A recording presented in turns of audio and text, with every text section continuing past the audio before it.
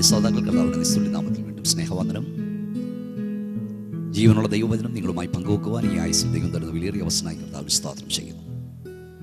ഈ പ്രഭാഷണ പരമ്പര, ഈ ബൈബിൾ സ്റ്റഡി, കർത്താവിൻ്റെ വരവിനെക്കുറിച്ചുള്ള ഈ ക്ലാസ്സുകൾ നിങ്ങൾക്ക് അനുഗ്രഹമാകുന്നു എന്നറിയുന്നതിൽ വളരെ സന്തോഷമുണ്ട്.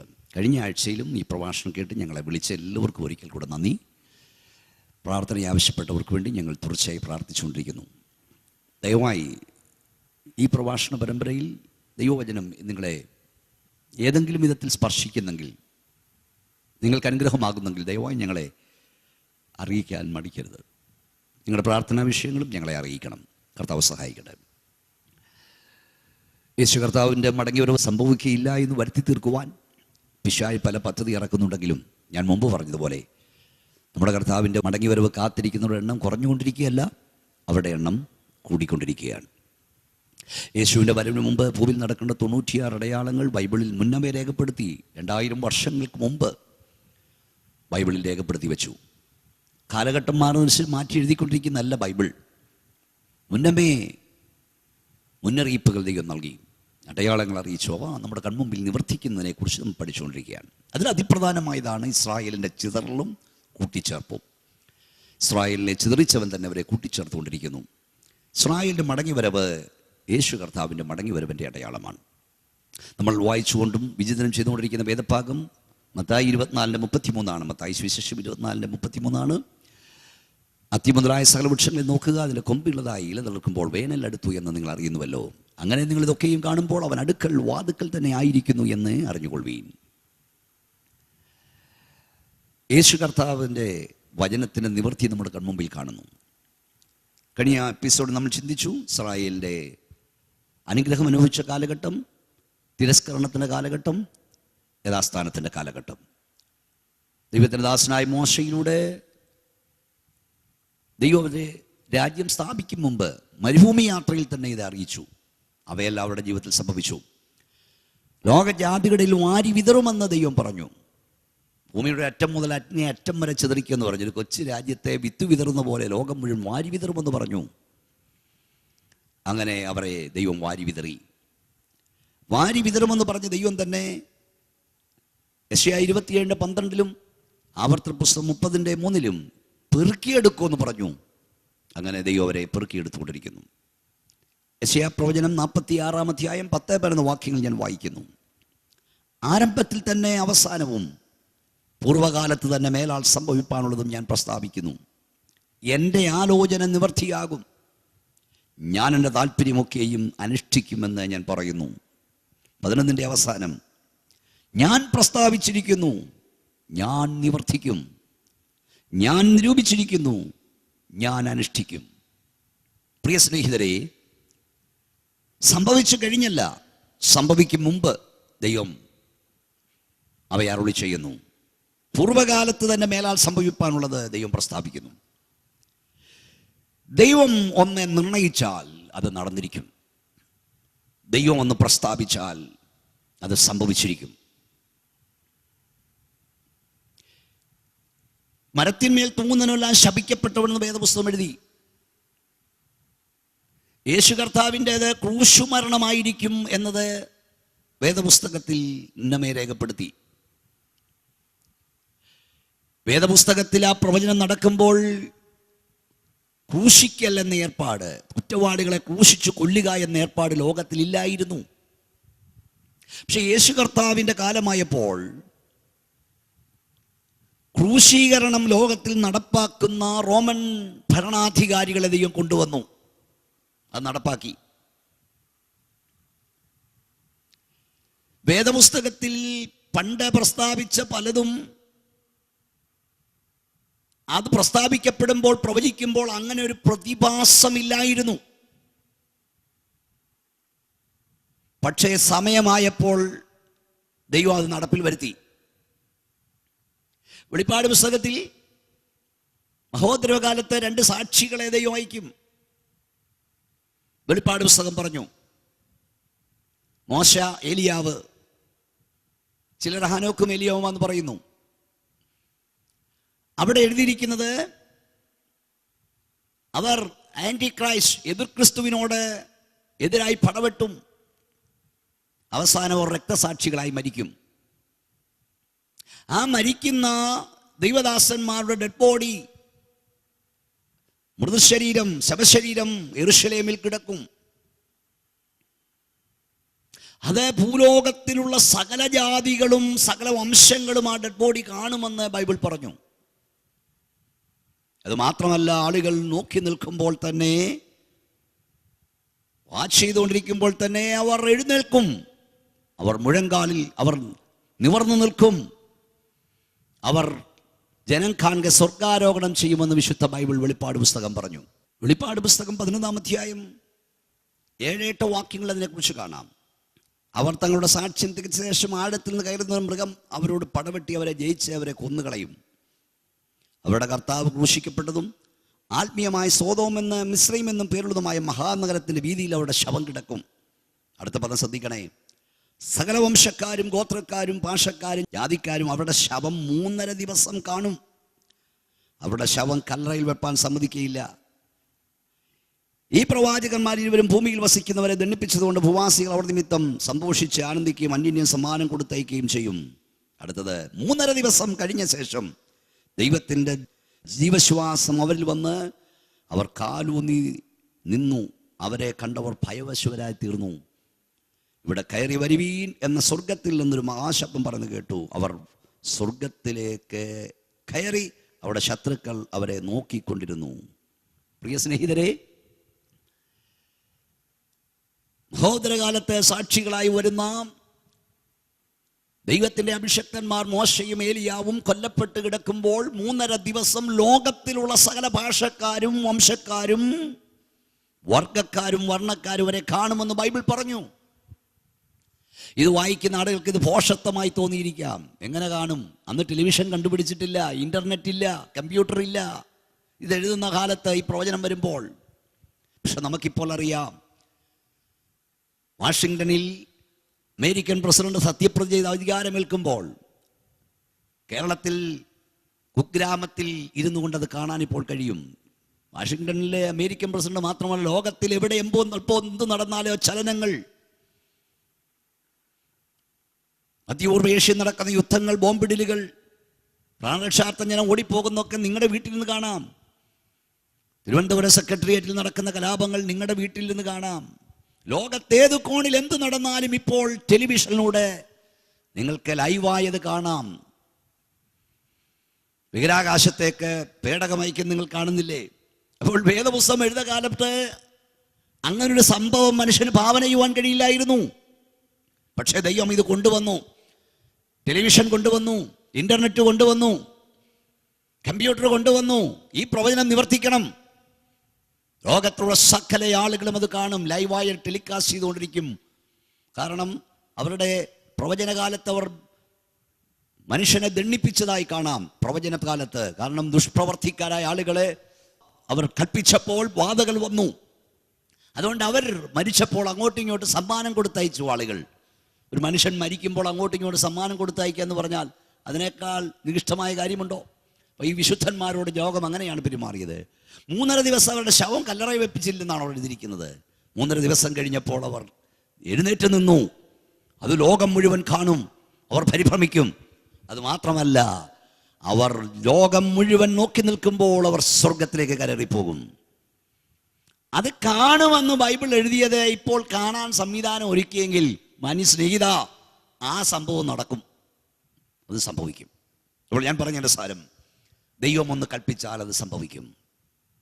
എൻ്റെ പ്രഭാഷണം കേട്ടുകൊണ്ടിരിക്കുന്നവരോട് ദൂത് പറയാൻ പരിശുദ്ധാത്മാവ് പറയുന്നു. പ്രിയ സഹോദര സഹോദരി, ദൈവം നിനക്കൊരു വാഗ്ദത്തം നൽകിയിട്ടുണ്ടെങ്കിൽ, ദൈവം നിന്നോടൊരു ആലോചന പറഞ്ഞിട്ടുണ്ടെങ്കിൽ, ദൈവം നിൻ്റെ കുടുംബത്തെക്കുറിച്ച്, നിൻ്റെ കുഞ്ഞുങ്ങളെക്കുറിച്ച് ദൈവത്തിൻ്റെ അഭിഷക്തന്മാരിലൂടെ, ദൈവവചനത്തിലൂടെ, അല്ല നിന്നോട് തന്നെ ദർശനത്തിലൂടെ, സ്വപ്നത്തിലൂടെ ഒരാലോചന പറഞ്ഞിട്ടുണ്ടെങ്കിൽ, യേശുവിൻ്റെ നാമത്തിൽ ഞാൻ പറയാം, സാഹചര്യങ്ങളൊന്നും അനുകൂലമല്ലെങ്കിലും ദൈവം നിന്നോട് വാക്ക് പറഞ്ഞെങ്കിൽ അത് സംഭവിക്കുക തന്നെ ചെയ്യും. ഒരിക്കൽ കൂടെ ഞാൻ പറയുന്നു, ദൈവം നിനക്കൊരു വാക്ക് തന്നെങ്കിൽ, ഒരു വാഗ്ദത്തം നൽകെങ്കിൽ, അതിനെതിരായി പലതും സംഭവിക്കുന്നുണ്ടെങ്കിലും ഭാരപ്പെട്ടു പോകരുത്.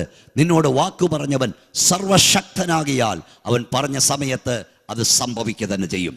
എൻ്റെ പ്രഭാഷണം കേൾക്കുന്ന ചിലർ ഒത്തിരി കാലങ്ങളായി പ്രാർത്ഥിക്കുന്നുണ്ടായിരിക്കാം, കരയുന്നുണ്ടായിരിക്കാം, നിലവിളിക്കുന്നുണ്ടായിരിക്കാം, മക്കളുടെ വിഷയങ്ങൾ ഓർത്ത് ഭാരപ്പെടുന്നുണ്ടായിരിക്കാം.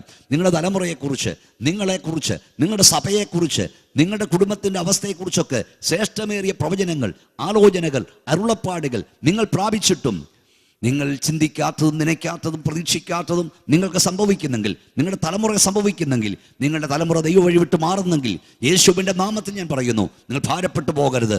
നിന്നോട് വാക്കു പറഞ്ഞവൻ സർവശക്തനാകിയാൽ അവൻ അത് നിവർത്തിപ്പാനും ശക്തിയുള്ള ദൈവമാണ്. ഞാൻ ദൈവദാസന്മാരോട് പ്രസംഗിക്കുമ്പോൾ പറയാറുണ്ട്, ദൈവം ഒരു വാക്ക് പറഞ്ഞെങ്കിൽ സാഹചര്യമൊന്നും അനുകൂലമല്ലെങ്കിലും ദൈവത്തിൻ്റെ സമയത്തത് സംഭവിക്കും. നിങ്ങളെ ദൈവം ഉഗാണ്ടയിൽ നിർത്തുമെന്ന് പറഞ്ഞെങ്കിൽ, നൈജീരിയയിൽ നിർത്തുമെന്ന് പറഞ്ഞെങ്കിൽ, ദക്ഷിണ കൊറിയയിൽ നിർത്തുമെന്ന് പറഞ്ഞെങ്കിൽ, അവിടുത്തെ സകല വിസയും റദ്ദാക്കപ്പെട്ടാലും വാക്കു പറഞ്ഞവൻ സർവശക്തനാകിയാൽ അത് സംഭവിക്കും, സംഭവിച്ചിരിക്കും. വിശ്വസിക്കുക. ഇസ്രായേൽ ജനം, ലോകം മുഴുവൻ ചിതറപ്പെട്ട ഇസ്രായേൽ ജനം എങ്ങനെ മടങ്ങി വരുമെന്ന് ബൈബിൾ പറഞ്ഞു. ആ ഭാഗ്യം ഞങ്ങളെ വായിച്ചു കേൾപ്പിക്കാം. അവർ മടങ്ങി വരുന്നത് എങ്ങനെയാണെന്ന് ബൈബിൾ പറഞ്ഞു. യെശയ്യാപ്രവചനത്തിന്റെ പുസ്തകം 60-ാം അധ്യായം 1 മുതൽ വായിച്ചാൽ, എഴുന്നേറ്റ് പ്രകാശിക്കുക, നിന്റെ പ്രകാശം വന്നിരിക്കുന്നു, യഹോവയുടെ തേജസ്സ് നിന്റെ മേൽ ഉദിച്ചിരിക്കുന്നു. അന്ധകാര ഭൂമിയെയും കൂരിട്ട് ജാതികളെയും മൂടുമെന്നാൽ നിന്റെ മേലെ യഹോവ ഉദിക്കും, ദൈവ തേജസ്സിന് മേൽ പ്രത്യക്ഷമാകും. എന്നിട്ട് അതിൻ്റെ 4 മുതലുള്ള വാക്യങ്ങൾ, ലോകം മുഴുവൻ വാരി ചിതറപ്പെട്ട ഇസ്രായേൽ എങ്ങനെ മടങ്ങി വരുമെന്ന് ബൈബിൾ പറഞ്ഞു. നീ തലപൊക്കി ചുറ്റും നോക്കുക, അവരെല്ലാവരും ഒന്നിച്ചുകൂടി നിന്റെ അടുക്കൽ വരുന്നു. നിന്റെ പുത്രന്മാർ ദൂരത്തുനിന്ന് വരും, നിന്റെ പുത്രിമാരെ പാർശ്വത്തിൽ വഹിച്ചു കൊണ്ടുവരും. ഇനി അതിൻ്റെ 8-ാം വാക്യം നോക്കുക. 8-ാം വാക്യം ഇങ്ങനെ പറയുന്നു, മേഘം പോലെയും തങ്ങളുടെ കിളിവാതിലുകളിലൊക്കെ പ്രാവുകളെ പോലെയും പറന്നു വരുന്ന ഇവരാർ? ദൂരത്ത് നിന്റെ മക്കളെ അവരുടെ പൊന്നും വെള്ളിയുമായി നിന്റെ ദൈവമായ യഹോവയുടെ നാമത്തിന് അവൻ നിന്നെ മഹത്വപ്പെടുത്തേണ്ടതിന് ഇസ്രായേലിന്റെ പരിശുദ്ധന് കൊണ്ടുവരേണ്ടതിന് ദ്വീപവാസികളും തർശീഷ് കപ്പുകളും ആദ്യമായി എനിക്കായി കാത്തിരിക്കുന്നു. പ്രിയപ്പെട്ടവരെ, 4 കാര്യങ്ങൾ അവിടെ എഴുതിയിരിക്കുന്നു. ലോകം മുഴുവൻ ചിതറപ്പെട്ട ഇസ്രായേൽ എങ്ങനെയൊക്കെ സ്വന്തം നാട്ടിൽ വരും? 1, പാർശ്വത്തിൽ വഹിച്ചുകൊണ്ട് വരും. 2, മേഘം പോലെ വരും. 3, പ്രാക്കളെ പോലെ പറന്നു വരും. 4, തർശീഷ് കപ്പലുകൾ വരും. തർശീഷ് എന്നത് ഗ്രേറ്റ് ബ്രിട്ടന്റെ മറുപേരാണ്. 1948 ഇസ്രായേൽ രാജ്യം സ്ഥാപിക്കുമ്പോൾ തർശീഷ് കപ്പലിൽ, ബ്രിട്ടന്റെ കപ്പലിലാണ് ആദ്യത്തെ സംഘം വന്ന് ടെല്ലവീവിലേക്ക് വന്ന് എത്തിച്ചേർന്നത്. ഇവിടെ നിങ്ങൾ ശ്രദ്ധിക്കുക, പാർശ്വത്തിൽ വഹിച്ചു കൊണ്ടുവരും, മേഘം പോലെ വരും, പ്രാക്കളെ പോലെ വരും. മാന്യ സ്നേഹിതരെ, നിങ്ങൾക്കറിയാം, റൈറ്റ് സഹോദരന്മാരാണ് വിമാനം കണ്ടുപിടിച്ചത്. ആകാശത്ത് വട്ടമിട്ട് പറക്കുന്ന കഴുകനെ നിർനിമേഷരായി മനുഷ്യൻ നോക്കിയുന്ന കാലഘട്ടമുണ്ട്. കഴുകനെ പോലെന്ന് പറയാൻ മനുഷ്യൻ മോഹിച്ച കാലഘട്ടമുണ്ട്. പക്ഷേ സംഭവിച്ചില്ല, സാധിച്ചില്ല. മനുഷ്യൻ ഭാവന കാണും മുമ്പ്, സ്വപ്നം കാണും മുമ്പ്, പറക്കാൻ കഴിയുമെന്ന് ചിന്തിക്കും മുമ്പ് വിശുദ്ധ ബൈബിൾ പറഞ്ഞു, മേഘം പോലെ വരും, പ്രാക്കളെ പോലെ വരും, പാർശ്വത്തിൽ വഹിച്ചു കൊണ്ടുവരും. വിമാനം കണ്ടുപിടിച്ച റൈറ്റ് സഹോദരന്മാരാ. പക്ഷെ റൈറ്റ് സഹോദരന്മാർ ജനിക്കും മുമ്പ് ബൈബിൾ രേഖപ്പെടുത്തി, ലോകം മുഴുവൻ ചിതറപ്പെട്ട ഇസ്രായേൽ പ്രാക്കളെ പോലെ പറന്നു വരും, മേഘം പോലെ വരും, പാർശ്വത്തിൽ വഹിച്ചു കൊണ്ടുവരും. ഇത് നമ്മുടെ കൺമുമ്പിൽ നമ്മൾ കണ്ടു, നമ്മൾ കാണുന്നു. മനുഷ്യനെന്ന് പ്രാക്കളെ പോലെ പറക്കുന്നു, മേഘം പോലെ പറക്കുന്നു, പാർശ്വത്തിൽ വഹിച്ചു കൊണ്ടുവരുന്നു. മാന്യ ശ്രോതാക്കളെ, മാന്യ സ്നേഹിതരെ, എന്തിനാ ഞാൻ ഈ വേദഭാഗങ്ങൾ എടുത്ത് നിങ്ങളോട് പ്രസംഗിക്കുന്നറിയാമോ? ഇതുവരെയുള്ള കാര്യങ്ങളൊക്കെ നിവർത്തിക്കപ്പെട്ടെങ്കിൽ വേദപുസ്തകത്തിലെ പുതിയ നിയമം ശക്തിയോട് പറയുന്നു, കർത്താവ് താൻ ഗംഭീരനാദത്തോടും പ്രധാന ദൈവദൂത ശബ്ദത്തോടും കൂടി ഇറങ്ങി വരും. ക്രിസ്തുവിൽ മരിച്ചവർ മുമ്പ് ഉയർത്തെഴുന്നേൽക്കും, പിന്നെ ജീവനോട് ശേഷിക്കുന്നവർ രൂപാന്തരം പ്രാപിക്കും. ലോകം മുഴുവൻ ചിതറപ്പെട്ട ഇസ്രായേൽ പ്രാക്കളെ പോലെ പറന്നു വരുമെന്നും മേഘം പോലെ വരുമെന്നും പാർശ്വത്തിൽ വഹിച്ചുകൊണ്ട് വരുമെന്നും ഗ്രേറ്റ് ബ്രിട്ടന്റെ കപ്പലിൽ വരുമെന്നും ബൈബിൾ പറഞ്ഞത് നിവർത്തിക്കപ്പെട്ടെങ്കിൽ, നമ്മുടെ കൺമുമ്പിൽ ഈ തലമുറ അത് കണ്ടെങ്കിൽ, ഹല്ലേലൂയ, യേശുവിന്റെ നാമത്തിൽ ഞാൻ പറയുന്നു, കാഹളം ധ്വനിക്കും, മരിച്ചവർ അക്ഷയരായി ഉയർക്കും, ജീവനോട് ശേഷിക്കുന്ന വിശുദ്ധന്മാർ രൂപാന്തരം പ്രാപിക്കും. സ്തോത്രം. അതും സംഭവിക്കുക തന്നെ ചെയ്യും. യഹൂദന്മാർ വിശ്വസിക്കുന്ന, യഹൂദന്മാരുടെ ഒരു ചിന്താഗതിയുണ്ട്, 3 ചിന്താഗതികൾ. യഹൂദന്മാർ യേശു കർത്താവിന്റെ മടങ്ങി വരവ് അല്ലെങ്കിൽ മശിഹായുടെ വരവിൽ സംഭവിക്കുമെന്ന് യഹൂദന്മാർ വിശ്വസിക്കുന്ന 3 കാര്യങ്ങളുണ്ട്. അതും ഞാൻ നിങ്ങളുടെ ശ്രദ്ധയിൽ കൊണ്ടുവരാം. യഹൂദന്മാർ വിശ്വസിച്ച് വന്നത്, അവരും മശിഹായെ കാത്തിരിക്കുന്നവരാണ്. ഞാൻ കഴിഞ്ഞ ദിവസങ്ങൾ പറഞ്ഞ പോലെ മശിഹാ ഇതുവരെ വന്നില്ലെന്നാണ് അവരുടെ വിശ്വാസം. എന്നാൽ മശിഹായുടെ വരവ് അടുക്കുമ്പോൾ എന്ത് സംഭവിക്കും? യഹൂദന്മാരുടെ 3 വിശ്വാസങ്ങൾ. അതിലെ 1-ാമത്തെ വിശ്വാസം നഹൂം പ്രവചനം 2-ാം അധ്യായം 4-ാം വാക്യത്തിലുണ്ട്. നഹൂം പ്രവചനം 2-ാം അധ്യായം 4-ാം വാക്യത്തിൽ അവർ വിശ്വസിക്കുന്നത് കുതിര പൂട്ടാത്ത വണ്ടികൾ യെരൂശലേമിൻ്റെ തെരുവിലൂടെ പായും ആ കാലഘട്ടത്തിൽ മശിയ വരുമെന്നാണ്. എന്ന് പറഞ്ഞാൽ പുരാതന കാലത്ത് വാഹനം കുതിരയായിരുന്നു, കഴുതയായിരുന്നു മനുഷ്യൻ്റെ വാഹനങ്ങൾ. എന്നാൽ പിൽക്കാലങ്ങളാണ് മോട്ടോർ വാഹനങ്ങൾ കണ്ടുപിടിച്ചത്. അതിനെക്കുറിച്ച് ബൈബിൾ പറഞ്ഞത് ഞാൻ വായിച്ചു കേൾപ്പിക്കാം. നഹൂം പ്രവചനം 2:4 രഥങ്ങൾ തെരുക്കളിൽ ചടിചട ചാടുന്നു, വീതികളിൽ അങ്ങുമിങ്ങും ഓടുന്നു, തീപ്പന്തങ്ങളെപ്പോലെ അവയെ കാണുന്നു, മിന്നൽ പോലെ അവയെ ഓടുന്നു. പ്രിയപ്പെട്ടവരെ, രഥങ്ങൾ തെരുക്കളിൽ ചടിചട ചാടുന്നു, വീതികളിൽ അങ്ങുമിങ്ങും ഓടുന്നു, തീപ്പന്തങ്ങളെ പോലെ അവ കാണുന്നു, അവ മിന്നൽ പോലെ ഓടുന്നു, മിന്നൽ പോലെ ഓടുന്നു, മിന്നൽ പോലെ ഓടുന്നു. അപ്പോൾ ലൈറ്റ് പ്രകാശിപ്പിച്ചുകൊണ്ട് വളരെ വേഗത്തിൽ പായുന്ന വാഹനങ്ങൾ യെരൂശലേമിൻ്റെ തെരുവിലൂടെ ഓടുന്നു. യഹൂദ റബിമാർ പറയുന്നത് ഇതൊരു സൈനാണ്, ഇതൊരു അടയാളമാണ്, മെശിഹായുടെ വരവിൻ്റെ അടയാളമാണ്. യെശയ്യാപ്രവചനം 31-ാം അധ്യായം 5-ാം വാക്യം, യെശയ്യാപ്രവചനം 31-ാം അധ്യായം 5-ാം വാക്യത്തിൽ മെശിഹായുടെ വരവിൻ്റെ മറ്റൊരു അടയാളമായി യഹൂദന്മാർ വിശ്വസിക്കുന്ന മറ്റൊരു കാര്യം പറയാം. യെശയ്യാപ്രവചനം 31-ാം അധ്യായം 5-ാം വാക്യം, അവിടെ ഇങ്ങനെ വായിക്കുന്നു: പക്ഷി ചുറ്റിപ്പറന്ന് കാക്കുന്ന പോലെ സൈന്യങ്ങളുടെ യഹോവ യെരൂശലേമിനെ കാത്തുകൊള്ളും, അവൻ അതിനെ കാത്തുരക്ഷിക്കും, നശിപ്പിക്കാതിനെ പരിപാലിക്കും. എന്ന് പറഞ്ഞാൽ യെരൂശലേം വിമാനങ്ങളാൽ സംരക്ഷിക്കപ്പെടും. അങ്ങനെ സംരക്ഷിക്കപ്പെടുന്ന കാലഘട്ടത്തിൽ മശിയ വരും. പക്ഷി പറന്ന് കാക്കുന്ന പോലെ യഹൂദന്മാർ യെരൂശലേം വിമാനങ്ങളാൽ, ബോംബർ വിമാനങ്ങളാൽ, ഫൈറ്റർ വിമാനങ്ങളാൽ സംരക്ഷിക്കപ്പെടുന്നു. അത് മിശിഹായുടെ വരവിന് ഒരടയാളമായി യഹൂദ റബിമാർ വിശ്വസിക്കുന്നു. 35-ാം അധ്യായത്തിൻ്റെ 1-ാം വാക്യം വായിച്ചാൽ യഹൂദന്മാരുടെ മറ്റൊരു വിശ്വാസം, യഹൂദ റബിമാരുടെ മറ്റൊരു വിശ്വാസം 35:1, അതായത് ഇസ്രായേലിലെ മരുഭൂമികൾ പനിനീർ പുഷ്പം പോലെ പൂക്കും, അപ്പോൾ മശിഹ വരുമെന്നാണ് അവർ പ്രതീക്ഷിക്കുന്നത്. 35:1 മരുഭൂമിയും വരണ്ട നിലവും ആനന്ദിക്കും, നിർജ്ജന പ്രദേശം ഉല്ലസിച്ച് പനിനീർ പുഷ്പം പോലെ പൂക്കും, അത് മനോഹരമായി പൂത്ത് ഉല്ലാസത്തോടും ഘോഷത്തോടും കൂടെ ഉല്ലസിക്കും. ലെബനോന്റെ മഹത്വവും കർമ്മേലിന്റെ ശോഭയും ഷാരോന്റെ ശോഭയും ദൈവം അതിന് കൊടുക്കും. അവർ യഹോവയുടെ മഹത്വവും നമ്മുടെ ദൈവത്തിന്റെ തേജസ്സും കാണും. എപ്പോൾ? യെരൂശലേം മരുഭൂമി വരണ്ട നിലമായി വരുമ്പോൾ, പനിനീർ പുഷ്പം പോലെ പൂക്കുമ്പോൾ, മനോഹരമായി പൂക്കുമ്പോൾ യഹോവയുടെ മഹത്വം അവർ കാണും, നമ്മുടെ ദൈവത്തിന്റെ തേജസ് അവർ കാണും. പ്രിയ സുഹൃത്തുക്കളെ, ഇസ്രായേൽ ഇന്ന് പനിനീർ പുഷ്പം പോലെ പൂക്കുന്നു. കിൻഡല് കണക്കിന് പുഷ്പങ്ങൾ ലോകരാജ്യങ്ങളിലേക്ക് കയറ്റി അയക്കപ്പെടുന്നു. മരുഭൂമി മലർവാടിയായി മാറുന്നു.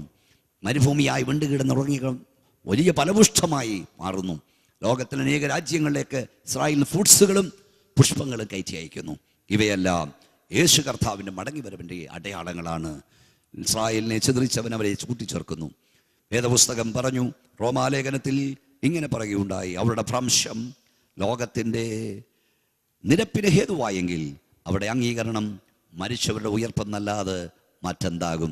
അവരുടെ ഭ്രംശം ലോകത്തിൻ്റെ നിരപ്പിന് ഹേതുവായെങ്കിൽ അവരുടെ അംഗീകരണം മരിച്ചവരുടെ ഉയർപ്പെന്നല്ലാതെ മറ്റെന്താകും? എന്താണ് എൻ്റെ അർത്ഥം? ഇസ്രായേലിനെ ദൈവം തള്ളിക്കളഞ്ഞപ്പോൾ ദൈവം ജാതികളിൽ നിന്ന് ദൈവസഭയെ തിരഞ്ഞെടുത്തു. ഫിയസ് ലേഖനത്തിൽ നമ്മൾ വായിക്കുന്നത്, റോമാലേഖനത്തിൽ നമ്മൾ വായിക്കുന്നത്, അവർ ഇസ്രായേലിയർ, വാഗ്ദത്തം അവർക്കുള്ളത്, പ്രമാണം അവർക്കുള്ളത്, പിതാക്കന്മാർ അവർക്കുള്ളത്, ജഡപ്രകാരം ക്രിസ്തുവും അവരിൽ നിന്നാണ് ഉത്ഭവിച്ചത്. ഫിയസ് ലേഖനത്തിൽ നമ്മൾ വായിക്കുന്നത്, ജാതികളെ കുറിച്ച് പറയുന്നത്, അതിക്രമങ്ങളാലും പാവങ്ങളാലും മരിച്ചവർ, ഇസ്രായേൽ പൗരതയോട് സംബന്ധമില്ലാത്തവർ, ദൈവമില്ലാത്തവർ, അപ്പോൾ വാഗ്ദത്തമില്ലാത്തവർ, പ്രത്യാശയില്ലാത്തവർ. ലോകജാതികൾ പ്രത്യാശയില്ലാത്തവരായിരുന്നു, വാഗ്ദത്തമില്ലാത്തവരായിരുന്നു, ആരാധനയില്ലാത്തവരായിരുന്നു, പ്രമാണമില്ലാത്തവരായിരുന്നു, ദൈവമില്ലായിരുന്നു. എന്നാൽ യഹൂദനെ കുറിച്ച് എഴുതിയിരിക്കുന്നത്, വാഗ്ദത്തം അവർക്കുള്ളത്, പ്രത്യാശ അവർക്കുള്ളത്, ആരാധന അവർക്കുള്ളത്, പിതാക്കന്മാർക്കുള്ളത്, ക്രിസ്തുവും അവർക്കുള്ളതായിരുന്നു. എന്നാൽ എന്താണ് സംഭവിച്ചത്?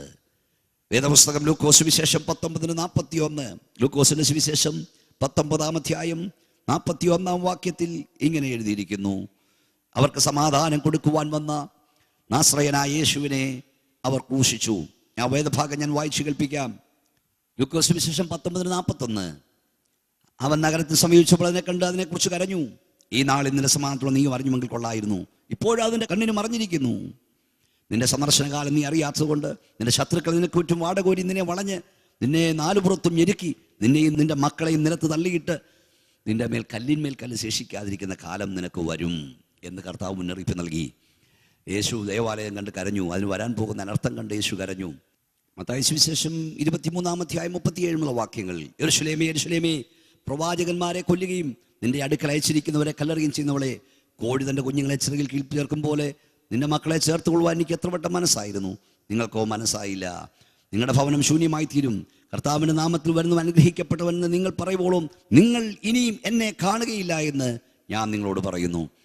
ഞാൻ കഴിഞ്ഞ ദിവസങ്ങൾ ഓർപ്പിച്ചുള്ള അനേക പ്രവാചകന്മാരെ ദൈവം അവരുടെ അരികിൽ അയച്ചു. പക്ഷേ അവരവരെ കല്ലെറിഞ്ഞു, കൊന്നു, ഓടിച്ചു കളഞ്ഞു. അവസാനം യേശു കർത്താവ് തന്നെ വന്നു. മത്തായി സുവിശേഷം 27 യേശു കർത്താവിൻ്റെ വിസ്താരമാണ്. കഴിഞ്ഞൊരു എപ്പിസോഡ് ഞാൻ പറഞ്ഞതുപോലെ പീലാത്തോസിൻ്റെ അരമനയിൽ യേശു ബന്ധനസ്ഥനായി നിൽക്കുന്നു. പീലാത്തോസ് വിളിച്ചു ചോദിക്കുന്നു, ഞങ്ങൾ ഈ ക്രിസ്തുവിനെ എന്ത് ചെയ്യണം?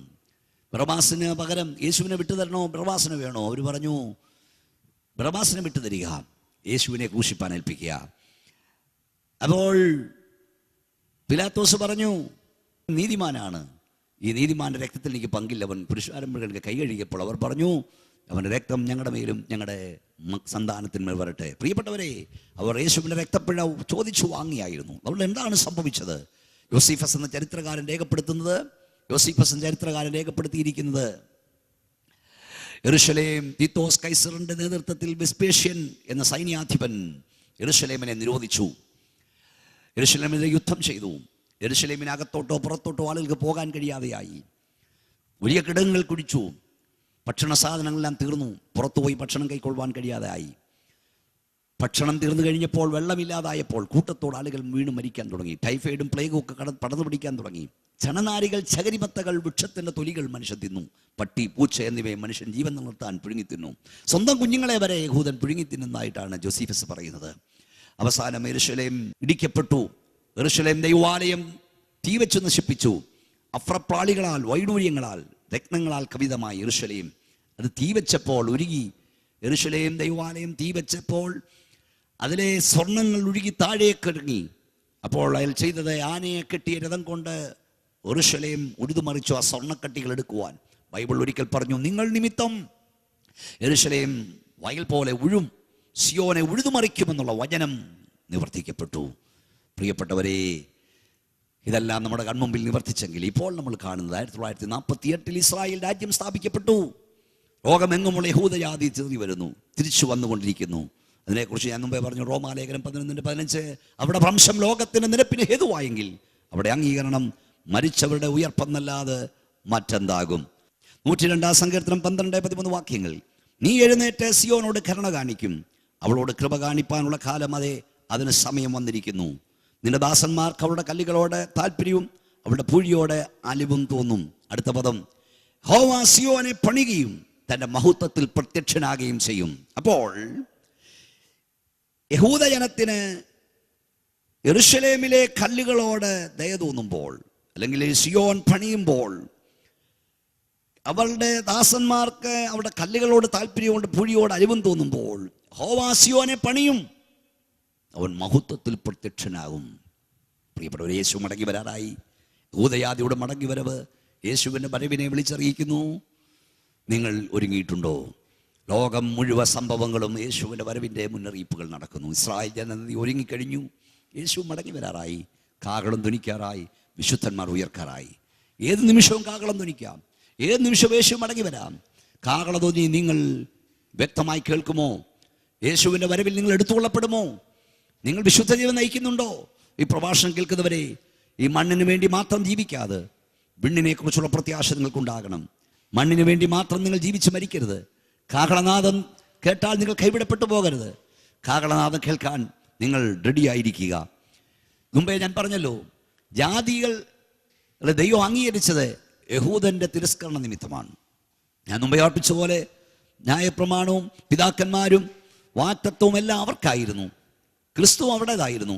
പക്ഷെ അവർക്ക് സമാധാനം കൊടുക്കാൻ ചെന്ന യേശുവിനെ അവർ തള്ളിക്കളഞ്ഞപ്പോൾ യേശു പറഞ്ഞു, ദൈവത്തിൻ്റെ നാമത്തിൽ വരുന്നവൻ അനുഗ്രഹിക്കപ്പെട്ടവൻ, വാഴ്ത്തപ്പെട്ടവൻ നിങ്ങൾ പറയും വരെ നിങ്ങൾ എന്നെ കാണുകയില്ല. അവർ യേശുവിനെ തള്ളിക്കളഞ്ഞപ്പോൾ ലോകജാതികൾ യേശുവിനെ ഏറ്റെടുത്തു. ശ്രദ്ധിക്കൂ, യഹൂദന്റെ പക്ഷത്തായിരുന്ന യേശു ജാതികളുടെ പക്ഷത്തായപ്പോൾ, യേശു നമ്മുടെ പക്ഷത്തായപ്പോൾ ആരാധനയും നിയമവും വാഗ്ദത്തവും പ്രത്യാശയും നമുക്ക് ലഭിച്ചു. യേശു മുഖാന്തരമാണ് നമുക്ക് സകല അനുഗ്രഹവും ലഭിച്ചത്. യേശു മുഖാന്തരമാണ് സകല നന്മയും നമുക്ക് ലഭിച്ചത്. പ്രിയ സഹോദരങ്ങളെ, യേശു മുഖാന്തരമാണ് സകല അനുഗ്രഹവും ലഭിക്കുന്നത്. ഞാൻ എൻ്റെ പ്രഭാഷണം നിർത്തുവാൻ ആഗ്രഹിക്കുന്നു. ഈ യേശു കർത്താവിൻ്റെ കാൽവറി മരണത്തിൽ നിങ്ങൾ വിശ്വസിച്ച് അവൻ്റെ പാപനയോരയാൽ നിങ്ങളുടെ പാപം കഴുകപ്പെട്ട് ഒരു വിശുദ്ധ ജീവിതം നിങ്ങൾ നയിക്കുന്നില്ലെങ്കിൽ കർത്താവിൻ്റെ കാഹളനാദം നിങ്ങൾ കേൾക്കയില്ല. നിങ്ങൾ കൈവിടപ്പെട്ടു പോകും. അവൻ്റെ വരവിനായി ഒരുങ്ങുക. കാട്ടുപ്രാക്കൾ സംഘമെല്ലാം കൂട്ടത്തോട് വിരുന്നുശാലയിൽ വരുന്നു. അത്തിമുതലായ സകല വൃക്ഷങ്ങളും തളുക്കുന്നു. വേനലെടുത്തു. ഇവ സംഭവിക്കുമ്പോൾ അവൻ അടുക്കൽ വാതുക്കലായിരിക്കുന്ന അറിവീൻ. യഹൂദജാതിയുടെ മടങ്ങി വരവ് യേശുവിൻ്റെ വരവിൻ്റെ അടയാളമാണ്. നിങ്ങൾ ഇതുവരെ ഒരുങ്ങിയിട്ടില്ലെങ്കിൽ നിങ്ങൾ ഒരുങ്ങുക. ദൈവം നിങ്ങളെ സഹായിക്കട്ടെ. ഞാൻ നിങ്ങൾക്ക് വേണ്ടി പ്രാർത്ഥിക്കുന്നു. ഈ പ്രഭാഷണ കേൾവി നിങ്ങൾക്ക് അനുഗ്രഹമായി മാറട്ടെ. കർത്താവിനായി നിങ്ങളുടെ ഹൃദയം സമർപ്പിക്കുക. ദൈവം നിങ്ങളെല്ലാവരെയും ആസ്വദിക്കുമാറാകട്ടെ. ഞങ്ങളുടെ ദൈവമേ, സ്വർഗ്ഗ പിതാവേ, ലോകത്തിലെ വിവിധ ഭാഗങ്ങളിൽ നിന്ന് പ്രഭാഷണം കേൾക്കുന്ന പ്രിയപ്പെട്ടവരോട് ഞങ്ങൾ പ്രാർത്ഥിക്കുന്നു. ലോകം മുഴുവൻ ചിതറപ്പെട്ട ഇസ്രായേൽ പ്രാക്കളെ പോലെ പറന്നു വരുമെന്നും മേഘം പോലെ വരുമെന്നും പാർശ്വത്തിൽ വഹിച്ചുകൊണ്ട് വരുമെന്നും നൂറ്റാണ്ടുകൾക്ക് മുമ്പ് ദൈവവചനം പറഞ്ഞത് കൺമുമ്പിൽ നിവർത്തിക്ക് നിങ്ങൾ കാണുന്നു. കർത്താവേ, ഇതൊക്കെ സംഭവിച്ചെങ്കിൽ അങ്ങയുടെ മടങ്ങിവരവും സംഭവിക്കും. അങ്ങയുടെ മടങ്ങിവരവും സംഭവിക്കയില്ല എന്നും വരുത്തി തീർക്കാൻ പിശാച് പരിശ്രമിക്കുന്ന കർത്താവേ, നോഹയുടെ കാലം പോലെ മനുഷ്യത്തിന് വരവാകും. വിറ്റും തട്ടും തിന്നും കുടിച്ചും പോന്നു. ജലപ്രളയം വന്ന് എല്ലാവരെയും മൂടിക്കളയ പോലും ആരും അറിഞ്ഞില്ലെന്നുള്ള വചനം ഞങ്ങൾ ഓർക്കുന്നു. കർത്താവേ, അങ്ങ് അത്ഭുതങ്ങൾ ചെയ്യണമേ. ജനത്തെ രക്ഷയിലേക്ക് നടത്തണമേ. യേശുവിനെ അറിയുവാൻ ജനത്തിന് ഭാഗ്യം നൽകണമേ. വിവിധ ഭാരത്തോടെ ഈ പ്രഭാഷണം കേൾക്കുന്നവർക്കായി ഞങ്ങൾ പ്രാർത്ഥിക്കുന്നു. രോഗികളെ ഏൽപ്പിക്കുന്നു, ദുഃഖിതരെ ഏൽപ്പിക്കുന്നു, കടഭാരമുള്ളവരെ ഏൽപ്പിക്കുന്നു, കുടുംബസമാധാനമില്ലാത്തവരെ ഏൽപ്പിക്കുന്നു. നീ അവർക്ക് സമാധാനം നൽകണം. നിന്റെ കരവരെ തൊടുന്നോർത്ത് സ്തോത്രം. അങ്ങ് അത്ഭുതം ചെയ്യുന്നോർത്ത് സ്തോത്രം. യേശുവിൻ്റെ നാമത്തിൽ തന്നെ ആമേൻ. കർത്താവ് നിങ്ങളെല്ലാവരും അനുഗ്രഹിക്കട്ടെ. ഈ പ്രഭാഷണ കേൾവി നിങ്ങൾക്ക് അനുഗ്രഹമായി എന്ന് വിശ്വസിക്കുന്നു. അടുത്ത ആഴ്ച ഇതേ സമയത്ത് ഈ പ്രഭാഷണം കേൾക്കാൻ നിങ്ങൾ മറക്കരുത്. നിങ്ങളുടെ സ്നേഹിതരോടും ഈ പ്രോഗ്രാമിനെ കുറിച്ച് പറയുക. ഇത് നിങ്ങൾക്ക് സ്പോൺസർ ചെയ്യുവാൻ ആഗ്രഹമുണ്ടെങ്കിൽ ദയവായി ഞങ്ങളുമായി ബന്ധപ്പെടുക. ദൈവം നിങ്ങളെ എല്ലാവരെയും അനുഗ്രഹിക്കുമാറാകട്ടെ. ആമേൻ. ദൈവകൃപയിൽ ആശ്രയിച്ച് പാസ്റ്റർ ബി മോനച്ചൻ രചിച്ച ഇതാ നോഹയുടെ കാലം, ബൈബിൾ പ്രഭാഷണങ്ങൾ, മഹാനിയോഗം, ഞാൻ വണങ്ങും ദൈവം, യഹോവ ഭക്തന്റെ കുടുംബം, ദൈവിക ന്യായവിധികൾ തുടങ്ങിയ പുസ്തകങ്ങൾ അനേകരിൽ സ്വാധീനം ചെലുത്തുന്നു, അനേകർക്ക് രൂപാന്തരം വരുത്തുന്നു. ഇവയിൽ ഇപ്പോൾ ലഭ്യമാകുന്ന 4 പുസ്തകങ്ങൾ യഹോവ ഭക്തന്റെ കുടുംബം, ദൈവിക ന്യായവിധികൾ, ഞാൻ വണങ്ങും ദൈവം, സമയമെടുത്തു തുടങ്ങിയവയാണ്. ഈ പുസ്തകങ്ങൾ നിങ്ങളുടെയും നിങ്ങളുടെ കുടുംബത്തിൻ്റെയും ആത്മീക വർധനയ്ക്ക് ഉതകുമെന്ന് ഞങ്ങൾക്ക് ഉറപ്പുണ്ട്. ഈ പുസ്തകങ്ങൾ നിങ്ങൾക്ക് ആവശ്യമെങ്കിൽ താഴെ കാണുന്ന വിലാസത്തിലോ ഞങ്ങളുടെ ഫോൺ നമ്പറിലോ ബന്ധപ്പെടുക. ഞങ്ങളുടെ വിലാസം: pastor B Monachan, faith gospel ministry, Eruva east PO, Kayamkulam. Phone 9744992186, 9656601321, 8547649440.